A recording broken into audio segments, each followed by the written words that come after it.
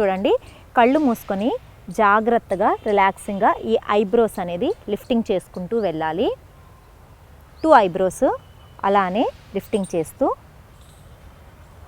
చేసిన తర్వాత ఈ ఐబ్రో చివర ఉన్న ఈ పాయింట్స్ని 2 ఫింగర్స్ తోటి ఇలా రోల్ చేయండి. రిలాక్సింగ్గా క్లాక్ వైజ్ ఒక 4 టైమ్స్, యాంటీ క్లాక్ వైజ్ ఒక 4 టైమ్స్. దెన్ ఈ ఐబ్రోస్ మధ్యలో ప్రెస్ చేసి ఒక 5 సెకండ్స్ అలా ప్రెషర్ ఇవ్వండి.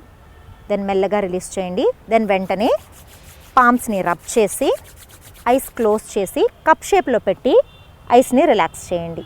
ఐబ్రోస్ని టచ్ చేయకుండా రిలాక్స్ చేయాలి. రిలీజ్. దెన్ గట్టిగా ఐస్ని బ్లింకిల్ చేసి ఓపెన్ చేయండి. ఇలా ప్రాక్టీస్ చేస్తూ ఉన్నారంటే 2 to 3 టైమ్స్ చాలా చక్కగా ఫ్రీక్వెంట్గా వచ్చే హెడేక్స్ తగ్గిపోతాయి. ఐస్ స్ట్రెయిన్ అవుతూ ఉంటుంది కదా, కళ్ళు కూడా నొప్పి రావడం, మంట పుట్టడం, కళ్ళల్లో నుంచి నీళ్లు రావడం, ఇవన్నీ కూడా చక్కగా తగ్గిపోతాయి.